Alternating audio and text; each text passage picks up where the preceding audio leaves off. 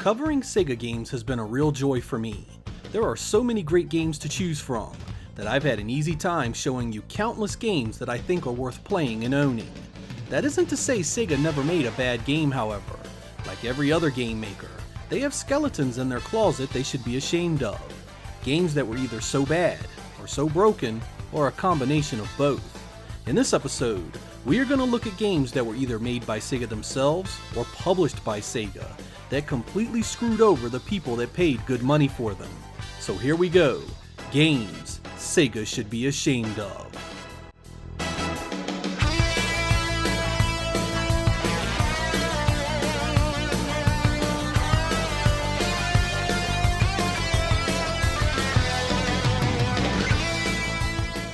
Our first game should have been an easy home run for the Dreamcast. Released in North America in January of 2001 as a hardware pack-in, Sega Smash Pack Volume 1 was a combination of classic Sega Genesis games like Sonic 1, Shining Force, and Streets of Rage 2, as well as a port of Virtua Cop 2. On the surface, things look good. VGA box support, light gun support, and a great variety in the game selection. All indications were there that this was going to be a hell of a package. That was, until you actually put it in your Dreamcast and fired it up. The very first thing you'll notice is that the sound emulation is completely borked.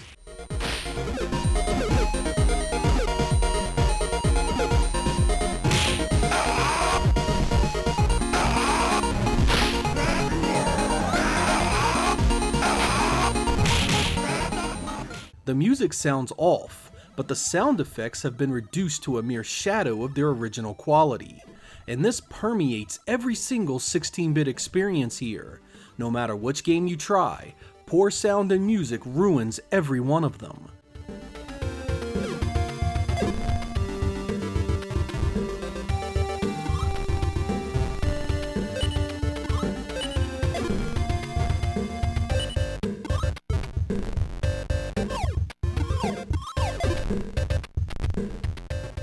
The lone bright spot is Virtua Cop 2, but even that has its drawbacks. This is a port of the PC version that was itself a port of the Sega Saturn release.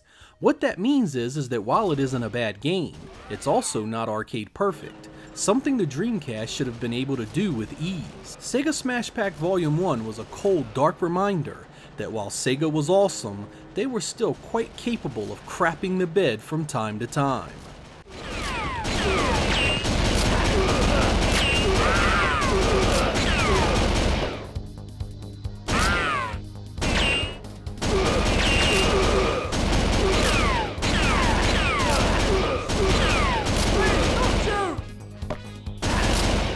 The Sega Saturn got some stinkers itself, with none more disappointing to me than NFL 97. This American football game was the next generation successor to the highly successful Sega Genesis series Joe Montana Football. This trash was nothing of the kind, however. Sega was desperate for an NFL game to slap the Sega Sports label on, especially with the Saturn a year and a half old in North America, and they still lacked a football game to call their own. Instead of putting together a quality game themselves, they would license an already existing engine done by Game Tech. This travesty is as piss-poor an effort as Sega has ever put out with the Sega Sports banner.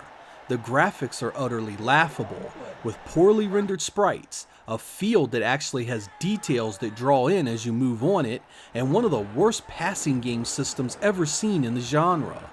A giant fake transparency mesh arc appears when trying to pass the ball, making an already ugly game look that much worse.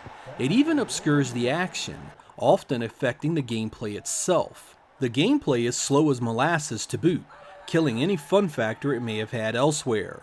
All these problems are exacerbated by the fact that Sega put out awesome Saturn games in other sports like soccer, baseball, and Olympic-style summer and winter games. Sega had a lot of problems with the Saturn in the West, and NFL 97 here encapsulates damn near all of them.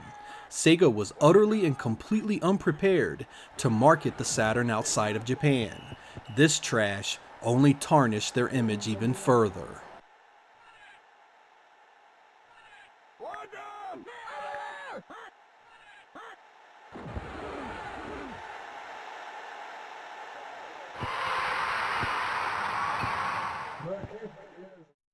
The poor Genesis and Mega Drive would see Sega released garbage itself, with 1992's Batman Returns sitting proudly at the top of the heap.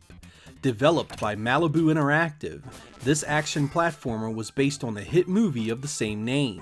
It followed the excellent Sunsoft Genesis and Mega Drive release that was based on the first movie, but it completely failed to be anywhere near as well designed. Right off the bat, the color palette has the game looking nothing like its source material. Batman is purplish in color, and the environment is various hues of only a few colors itself. The sound and music here is just awful as well, representing the worst of Western sound design for the system. Some of this stuff pierces the ear, some of it grates, and none of it is even remotely worth listening to, unless you actually want a headache. But as bad as its visual and audio presentation is, it's the gameplay that is the worst.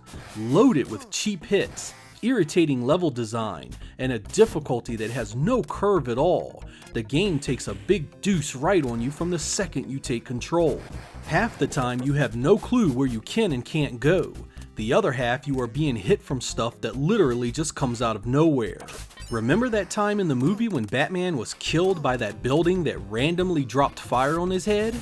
Yeah, me either. I was no fan of Sega of America's work, but this one lacked the basic playability for me to understand how anyone could possibly enjoy it.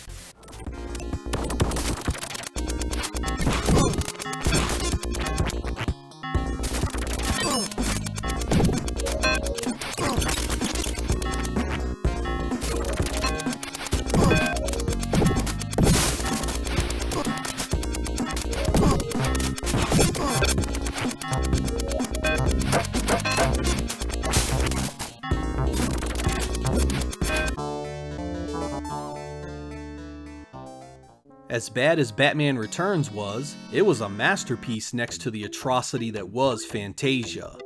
Released in late 1991, and following the Great Castle of Illusion, Sega would miss the mark here by a wide margin.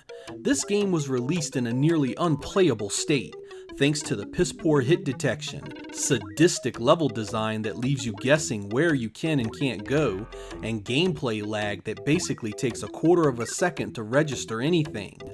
I also didn't enjoy the music and particularly the sound effects, which again suffers the harsh bangs and high-pitched squeals of Western Genesis sound design.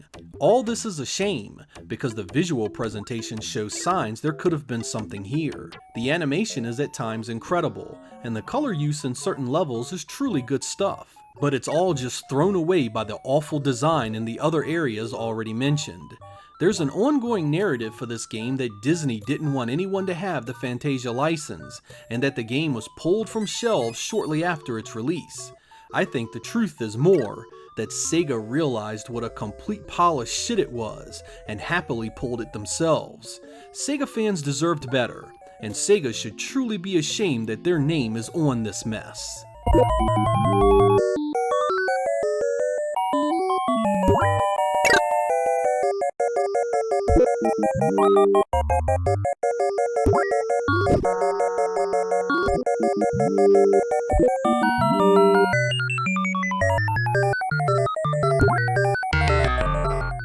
The Master System wouldn't escape the awful game releases, and 1989's Altered Beast was unfortunately one of the worst. Unlike its big brother, the Sega Genesis, the Master System simply wasn't capable of doing this game justice on a technical level. I applaud the effort to keep the main character size faithful to the arcade, but in doing so, everything else suffers. Enemies are now smaller, with the wolves that carry the power-ups now looking like puppies instead of fearsome beasts. Background detail takes a major hit as well, losing all parallax scrolling, and what is there lacks color. None of that would matter if the gameplay was still intact, but unfortunately, it takes the biggest hit of all. Everything feels like it's running at a quarter of the original's frame rate. It's choppy, slow, and the 2-button interface means you'll need to press both buttons to jump. Even the iconic sounds and music are stripped bare here, leaving a hollow husk of an experience. I rarely bash anything for looking different from the arcade original, but when it looks this different, sounds this different, and plays this bad, you have to face reality. Altered Beast on the Master System is simply a bad game start to finish.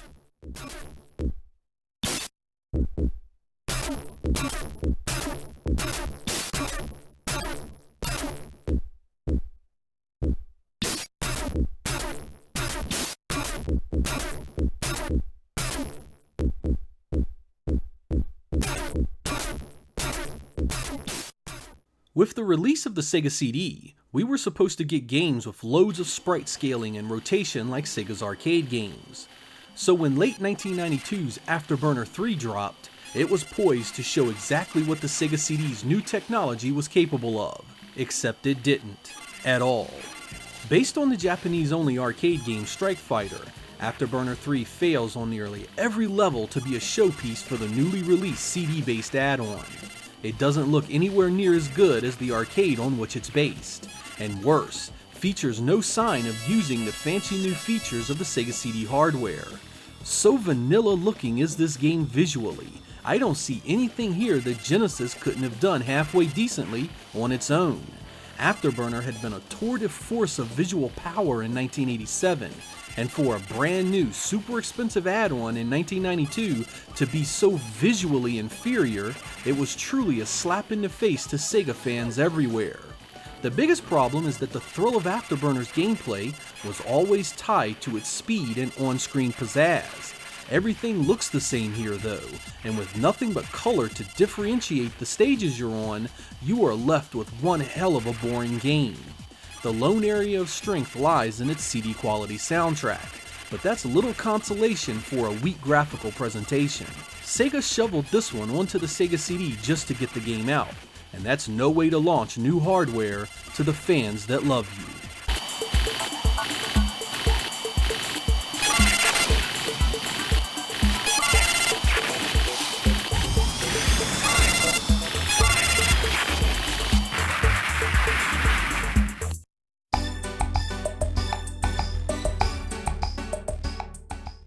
I've saved the worst here for last. Motocross Championship was an early 1995 release for Sega's new 32-bit add-on, the 32X.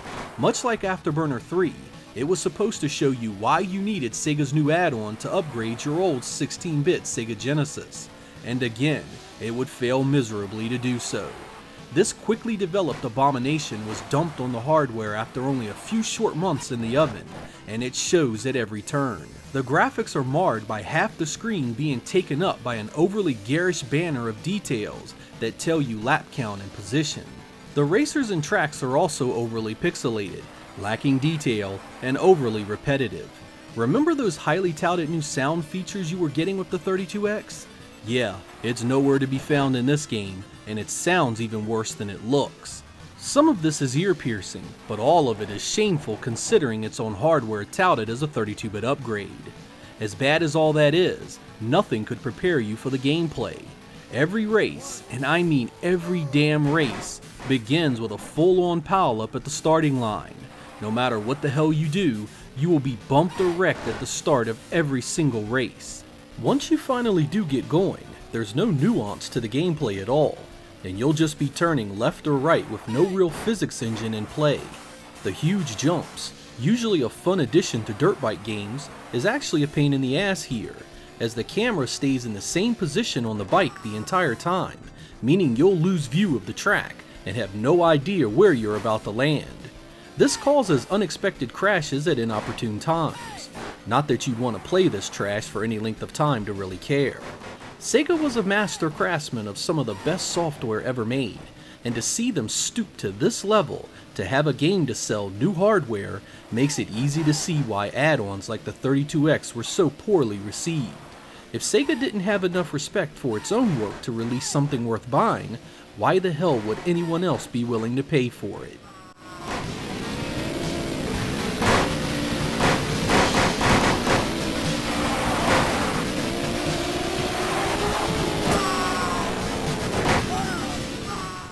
If you guys enjoyed the content here, please consider supporting the channel via Patreon or PayPal. If you'd like to follow me on Facebook for things like giveaways and channel information, head on over there. And if you'd like to support the Sega Lord X brand, I have things like shirts and mugs you can get to help me out too. I'm Sega Lord X. Thank you guys for watching. I will catch you next time.